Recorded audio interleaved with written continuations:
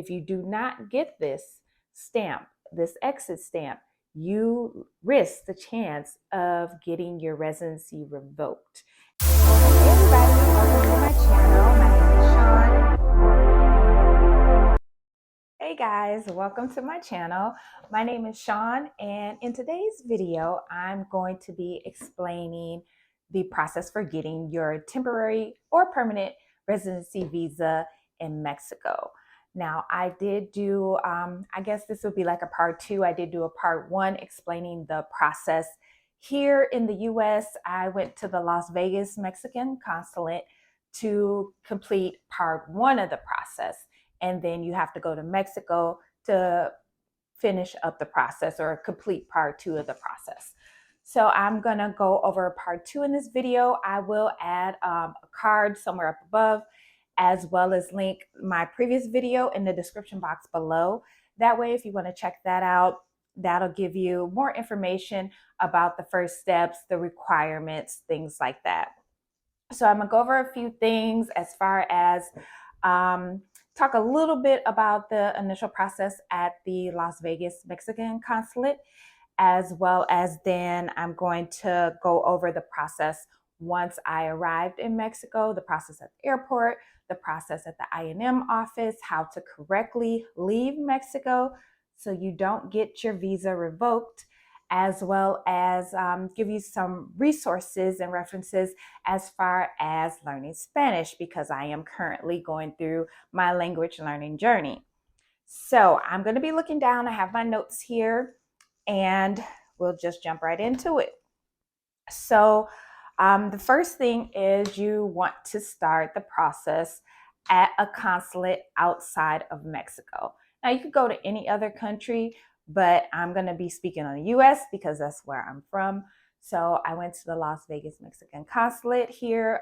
They only do appointments by email, so you will need to email them. I will have that information for you below if you're interested in the Las Vegas Consulate. And from there, they will send you an email letting you know what all you will need to bring. And my entire appointment took all of, I want to say, less than an hour, maybe like 50 minutes. So I was in and out in no time. But that video that I'm going to link below that I originally filmed, that was from October of 2022. The requirements, the income requirements update every year in January. So you'll always want to check with your local consulate to make sure you have the most recent income requirement information, depending on however you're going to apply. I use economic solvency, so I'm going to be making US dollars while living in Mexico. I will not be having a physical job in Mexico or earning Mexican pesos. I will be a remote worker while I'm in Mexico. So that's why I use economic solvency. So there are other options that are available. And again, I'll link all that information below, but I just wanted to kind of touch on that just a little bit. So the process of getting your Mexican visa, whether it's temporary or permanent, and I went to Mexico City, and I'll explain to you why I decided to go there versus the area or the state where I'm actually going to be relocating to.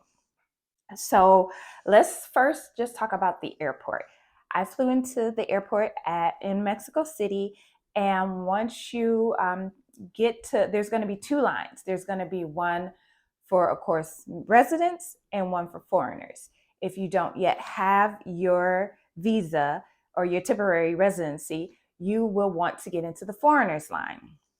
So luckily for me, the residence line was extremely long. The foreigners line, there was 1 person in line. So I got lucky there. The guy, when he called me up, the immigration officer was very nice, very helpful. I let him know right away I need a canje, not Kanye, canje. And I let him know that I needed a canje, and he automatically knew what it was I needed. And so I've heard and talked to some other people that are in the process of getting their visa, and they had a hard time. they weren't sure what they needed, this immigration officer knew exactly what I needed. And so in your passport, going back to the Las Vegas consulate, what's going to happen, and let me cover up my information here. Once they approve you, you have to take all your documents and everything, and they're going to put like this sticker, or it's a stamp, and it's going to say Mexican visa. It's going to have your picture, all of your information. So this will have to be in your passport. And then the immigration officer actually stamped it, Kanhei, and he wrote 30 on there. And I'll put a close up somewhere up here, but he wrote Kanhei and then 30. So that means I have. So this is what you want to make sure that you have the immigration officer at the airport stamp and write on your initial visa stamp that is put into your passport by the consulate that you go to. So this is what it looks like. It needs to say Kanhei and 30. So you'll have a total of 30 days. 30 days. So you will automatically get 30 days. That's how long they give you to complete the process of getting your temporary residency card while you're in Mexico. You cannot leave and come back. If you leave without completing the process, you will have to start the process all over at your local consulate in your home country. So just remember that. Now, there are some circumstances or situations that I've heard of where maybe there was some emergency that came up and you needed to leave, but you were coming back. You may be able to talk to someone at the consulate that may be able to give you kind of like a pass or something. I forgot exactly what it's called. So you can leave and come back and finish the process. But do not just leave the country without completing the process. You're going to have to start it all over. Okay, so once he stamped, gave me my stamp, he wrote on there Kanhei and gave me 30 days, then I was on my way. So the reason that I chose Mexico City is because I had been following some other YouTubers that had been living abroad or that were in the process of moving abroad. And one channel that I followed, Travel Well with Mikkel, I actually ended up reaching out to her and she was very helpful. And she actually had a live video. I actually watched a replay where she spoke with Dr. Gabrielle Smith, and she goes by Dr. G. And she has been living in Mexico for years. She's an immigration facilitator, so she'll help you get your visa. She'll help you with your paperwork, as well as different other things that you might need. She's able to help you. So that's the main reason why I went to Mexico City, because I wanted her to assist me.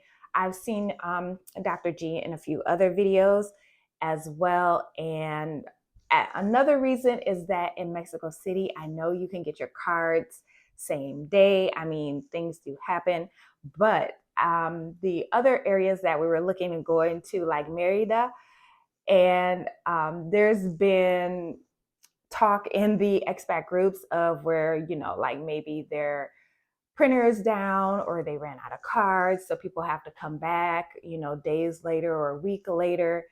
And I just wanted to be able to get it done and get it over with that day that I was going. So that's the reason that I chose Mexico City, that I know they give you your cards the same day. You can complete the entire process the same day and you're done. And also Dr. G, I wanted to work with her as well. So moving right along, and then let me just tell you a little bit more about Dr. G and her options that she has available. Now that's as of this video, which is in May of 2023. So I will leave all her contact information in the description box so you can reach out to her with any questions. She's very helpful. She uses WhatsApp, but anytime I had questions, and I had a lot, she would respond to me in record time and kind of put my worries at ease and answer any questions that I did have. So I was very grateful. She was so helpful. So overall, I ended up picking her more expensive option because that meant the less I needed to do. Now, it's up to you. If you feel like you could fill out the paperwork and get everything processed and, do the majority of things on your own, you can. I didn't want to make any mistakes. I didn't want to have any issues or run into any roadblocks. So that is why that I chose the more expensive option that she had, which actually isn't that expensive, honestly, once you convert the pesos to US dollars. So she has 3 packages, and I'm just going to look at my notes here so I get all the information right. So the first one is, she says, we will generate all of your paperwork, get you your own appointment, and guide you on what you need to do at your appointment. Now that is 3,500 pesos. Again, you'll want to reach out to her in case pricing changes, things like that. So 3,500 pesos. Now, as of today's conversion rate, that will come out to about $199 US dollars. Her second option was they'll do the paperwork, they'll get you your appointment, but then you go and you just finish everything else up. You go in and process your paperwork and get your picture taken, your fingerprints, all that stuff. And that would be the option 2, and that is 5,000 pesos. And again, as of today's conversion rate in May of 2023, that 5,000 pesos converts to about 284 US dollars. Now, the option that I chose, because I wanted to do the least amount of work possible and just get my card. So I chose option 3, and they get your appointment. They go in, submit all of your paperwork, and you only have to show up for your fingerprints and your photo. I was like, perfect, I'll take option 3. And that came to 6,000 pesos. So that was about, well, as of today, with the conversion rate, it's $340. Let's see, and that doesn't include any I&M fees, and I think there's a 16% IVA, something like a tax that's included as well. Now, when I went in April of 2023, my fee ended up being $284 and some change. So you can see from just a month ago how much that conversion rate has changed.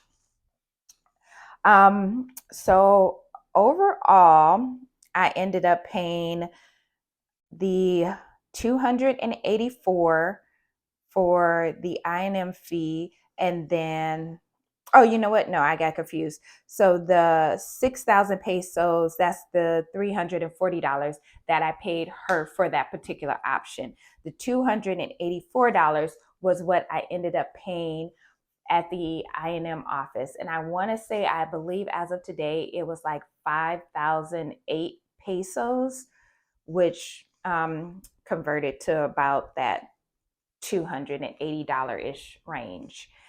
So that's the option that I chose. And the process was so simple. So she had someone from her staff or her team do all the paperwork. It was actually, her name was Monica. She was very friendly. So she told me my appointment was at 10 o'clock in the morning, and she told me I didn't have to be there till 11. So they had, Monica was already there. She had already got my appointment, got in, submitted my paperwork, and I was basically waiting outside. They won't let you inside unless you have an appointment. So if you're going with someone and only one of you have an appointment, only that one person can go in. They don't just allow any other people in unless you have an appointment. So just keep that in mind. So I actually had to wait outside. They did have, I don't want to say some seats, but there was some place that I did find that I can sit down under a shaded tree and wait. So while I was waiting, I did get an email, and I wasn't sure what it was. So I started to kind of translate it. And it was basically letting me know that my paperwork was being processed. I have been approved. And so at this point, I'm just waiting for Monica to come out and hand me the documents. So I would say right around noon, she came out. She gave me about 4 documents here. One was I think this is my CURP, and then like approval letter, my biometrics form, and then just some other information here. Now it does have my personal information on here, so I can't really show these, but it's about 4 papers that you're going to get. And so when she handed those to me, she actually walked me to the door and she told the guard, where I was there, I was just there. I was needing to take my photo and get my fingerprints done so I can get my temporary residency card. So she couldn't even come in with me. So she actually waited outside and then I went in. So the guard told me where to sit. So as soon as I walked in, there were some seats right there and she had me sit there. Then there was a lady that came from a desk like right next to where I was sitting. She asked for one of my papers. I handed it to her. She did some things and then she came out with my original paper and then another paper, and she told me I needed to go upstairs. So you go down this long hallway, you go up the stairs, and then there's another office up there. So once I got up there, I handed the lady my papers, and then she told me to have a seat. So I say it took maybe about 15 minutes, if that, 10 or 15 minutes, and they called my name up to the desk, one of the agents, and then they had me sit down. He took the rest of my paperwork that I had, and then he started, typing my information, I guess, into the computer. I really couldn't see the computer.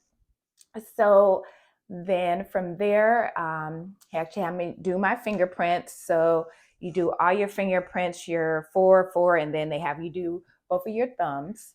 And then from there, it'll be like a screen that'll come down behind you almost for like a background, and it's just a white background, and they'll take your picture. Now, this picture, y'all, it's going to be the most humbling picture you ever take. It's also going to be the worst picture that you ever take. It has nothing on your driver's license photo, trust me. So I actually did not have my hair in braids while I was there. I had it down. I had my hair wrapped.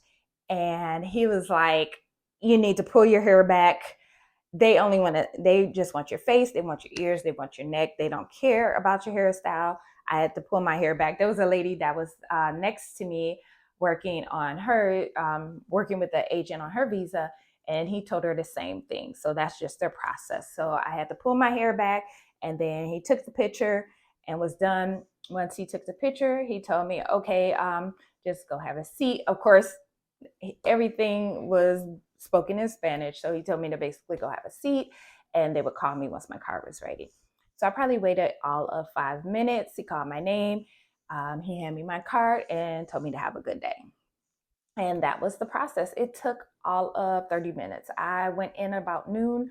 I was out of there, I want to say about 12:30, 12:35.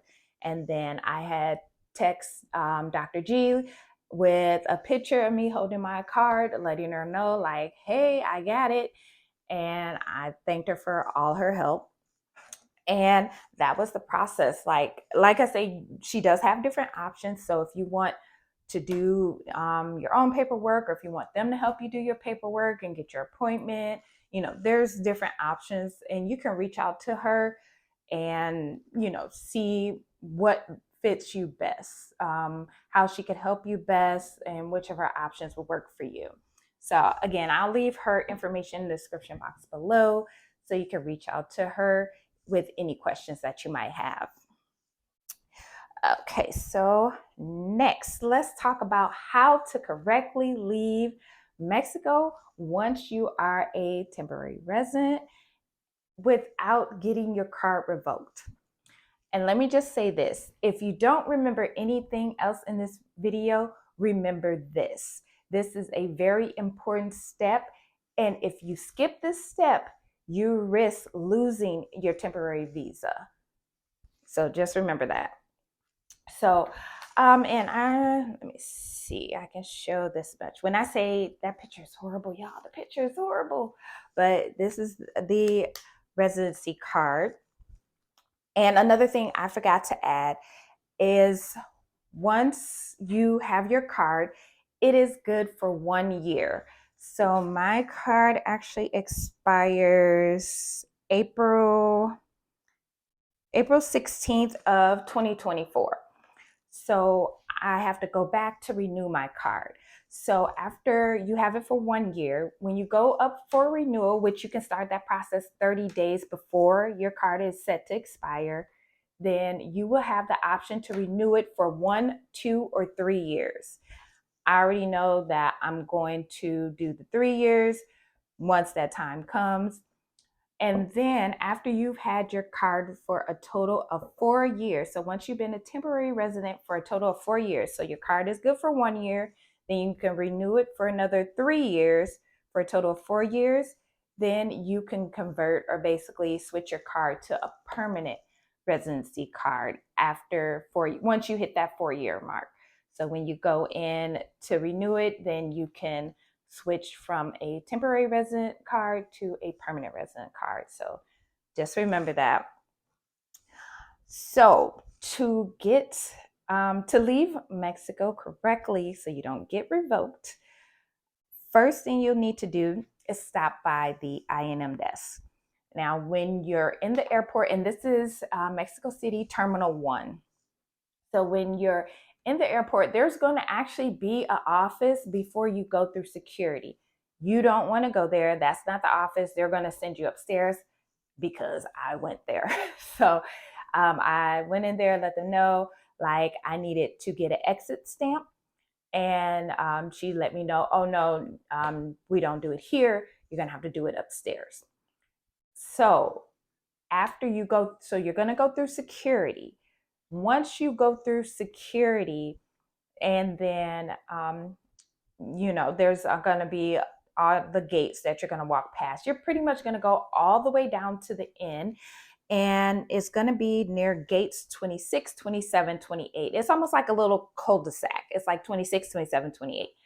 And then off to your left, there's going to be a ramp with some shops.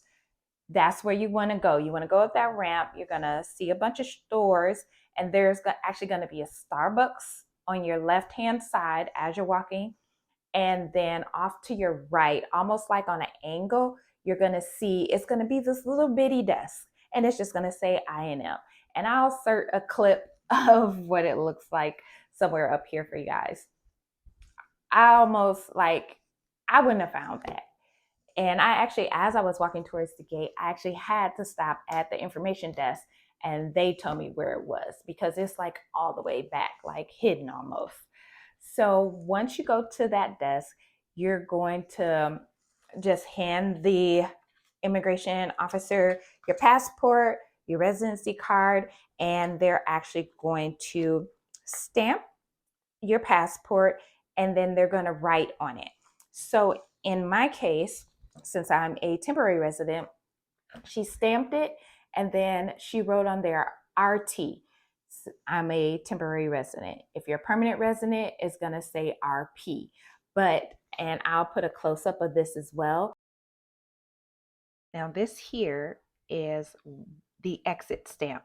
It has to have this here RT if you're a temporary resident, or RP if you're a permanent resident. Do not leave Mexico without getting this stamp.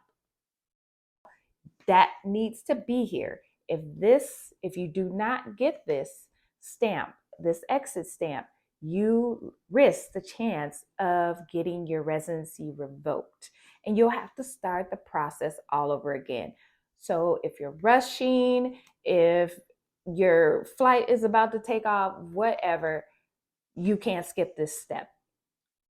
Otherwise, when you come back into Mexico, you're gonna most likely have to start this process over. Or, well, I don't want to say that you're automatically gonna get revoked, but you definitely risk the chance of. So you have to get this stamp. This is extremely important. Now, as of the filming of this video, there are no requirements as far as how long you need to stay in Mexico once you're a temporary or permanent resident, or how often you can come into the country and leave the country. So there's no requirements for that, at least not as of this point or as of the recording of this video. So that's something I'm going to keep looking at, but right now it doesn't seem like that is the issue. You can go and come as often as you like. Another thing I wanted to let you guys know, if you can do early check-in with your airline carrier, I would suggest that. The lines at this airport and in this terminal was extremely long, especially if you're checking a bag. So I would suggest have a carry-on with you, something like that, to avoid all that, because it was really, really long. So overall, once I got that stamp, I was good to go. So now when I do go back into Mexico, I'm going to have to go into the residence line instead of the foreigners line, how I did when I initially came and had the immigration officer stamp my passport and write canje on there. So now let's talk about my Spanish learning journey, or my language learning journey. So since we have decided that we are going to move abroad, I wanted to be able to speak to the locals and, have those conversations and be able to ask information and just interact with the locals overall. So I actually started working on learning Spanish as of the end of 2022. So if you know you're going to be moving abroad, even if it's not Mexico, wherever it is, I would suggest start trying to learn the language ahead of time. That way you're not there and you're trying to communicate and you can't, or someone doesn't understand you. Remember, you're going to their country, so it's your responsibility to learn their language. It's not their responsibility to learn your language. And remember that. So I actually have been doing a few things that have really helped. While I was there, I was able to communicate with my Uber drivers at the I&M office, when I went out to eat, with the guard. There was like a 24/7 front desk guard at the Airbnb I was staying at. It was like an apartment building, and I was able to communicate with them. So I was able to get around pretty good. I'm definitely not fluent. I'm conversational, so I can hold a basic conversation. And I knew when I started learning Spanish last year that this trip was coming up. And by the time I took this trip, I wanted to be able to communicate with the locals. So that was my goal. Right now, I want to reach a C1 level by the end of this year, by the end of 2023. Right now, I am about, I would say, a B1, B2-ish, right in between there. So I'm about an intermediate level. The things that help me is immersion, daily immersion. I practice daily, as well as books. I use different books, like Spanish short stories is a really good book. And the books that I'm going to tell you about, I'll also link those in the description box because they've been very helpful to me. So self-studying and daily practice, books, music, movies, TV shows, YouTube channels. So there's so many great YouTube channels that I've found, which I'll drop their links below as well, that have been really helpful, that I listen to do vocabulary practice, grammar practice, sentence structures, things like that, that I found very helpful. Another thing that helped, I also created a playlist on YouTube for music, and it was songs that I knew in English that were also in Spanish, or maybe someone did like a Spanish cover. And so I was able to understand after a while, as far as what the kind of I guess, get the words that they were saying in Spanish because I knew the English version of the song. So I felt that was helping me learn my vocabulary as well. So I did that initially when I started learning, and that helped a lot. Another thing is Pimsleur. Now, I just recently started using Pimsleur and I'm liking it so far. So it's like a 30-minute interactive app. So it's basically a narrator in English, and then you have someone in Spanish saying, a phrase or a word or things like that. And then they give you time to repeat it as well. And so each lesson kind of piggybacks off the next one. So it's five levels, and each level has about 30 lessons in there. So I usually do 2 a day. So I do 30 minutes in the morning, 30 minutes in the evening. That way I'm getting practice as well. I'm actually on level 2. So what I'm starting to notice, and I believe further along you go within the levels in the series or the lessons, is that the English speaking narrator, you're going to hear them less and less and less, and you're going to hear them narrating more and more in Spanish. So I feel that has been really helpful as well. And you could just turn it on and play it and be doing anything while you're cleaning, while you're cooking, or whatever else. So I find that really helpful as well. Another thing is I work with a tutor every Thursday for an hour.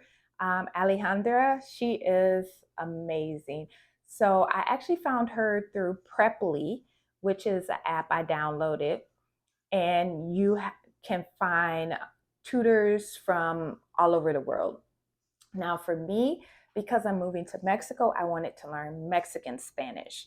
Once I get that down, then I'll pick up probably the different conjugations that, other areas of Latin America might use, or as far as Spanish language goes.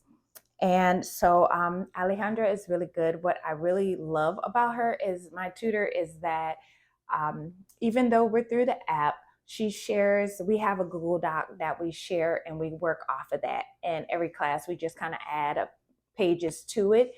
And that way I always have notes so I can go back and look at what we've practiced, what I've worked on, as well as I get homework from her. It might be only like 5 sentences here, do 5 sentences there type of deal.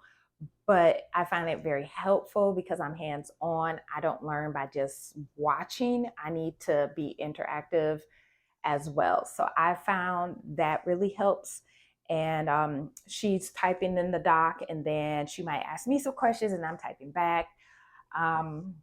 So those are some of the resources that I use. And I do actually have some of the books that have been really helpful, and I'll have all these linked below. So this one, I use this. This is an older book, but it's still very helpful. So I highly suggest this book here. It gives you the opportunity to do some practice, work on your conjugations, work on your grammar, your vocabulary. So this book here is really helpful, and this is the Magic Key to Spanish. Another one that I have is this Easy Spanish Step by Step, and there's also actually an audio book. So once I found out there was an audio book, I actually purchased it as well. And what I would do is listen to the audio and follow along with the book, because there's a lot of practice examples that you do in here. So I would have the audiobook on, and then I would go through this as well, which I found was very helpful. Another one, which I believe this one is, I think this book is actually more of a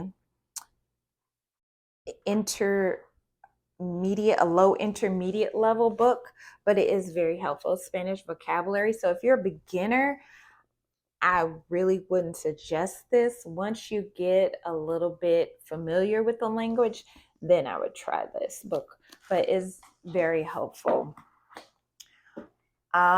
This one here, Spanish Sentence Builder, same thing. This one would be more of a lower intermediate level. I mean, yeah, this book kind of jumps right in. And if you don't really have any vocabulary down, you may get stuck or find yourself trying to use Google Translate for a lot of things. So, if anything, I would say do the Spanish vocabulary book first and then start working on this one here.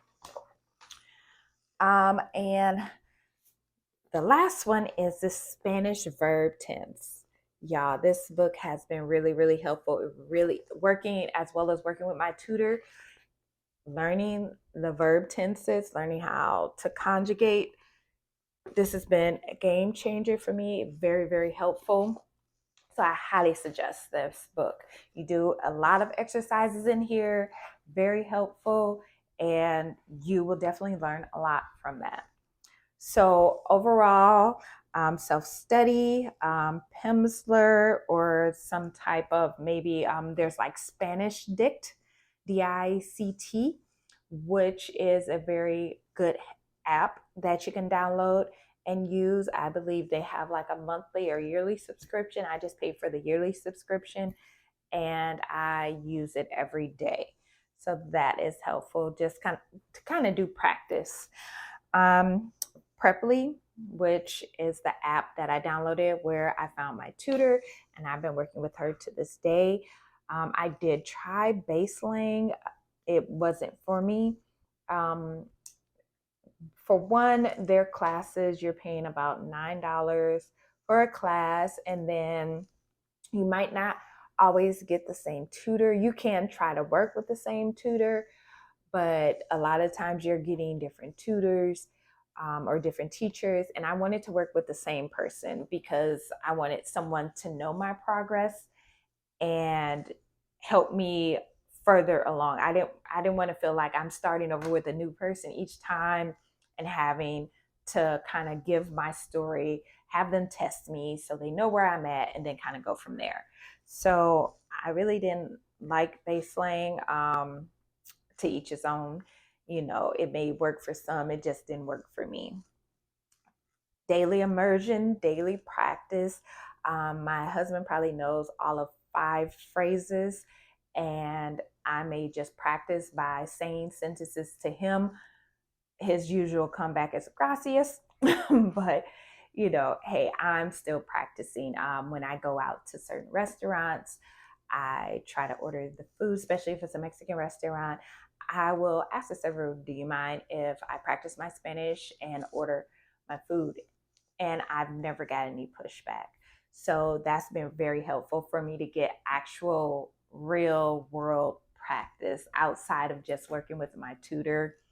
Watching watching TV shows, Telemundo, or you know, different shows like that, and movies.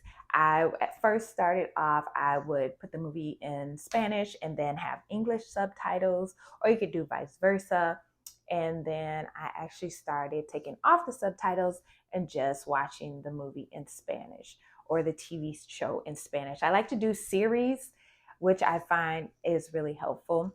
Podcasts are really helpful. I'll link a few below that I use. Pretty much, I would say every other day, if not daily.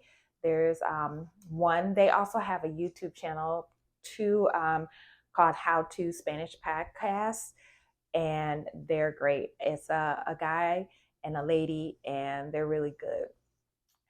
But overall, that was the entire process as far as how to start the process in the US, how to make sure you get that Kanhe stamp when you arrive, once you've been approved at the US consulate or whatever consulate you go to outside of Mexico, as well as then why I chose to go to Mexico City. And working with Dr. G was really great.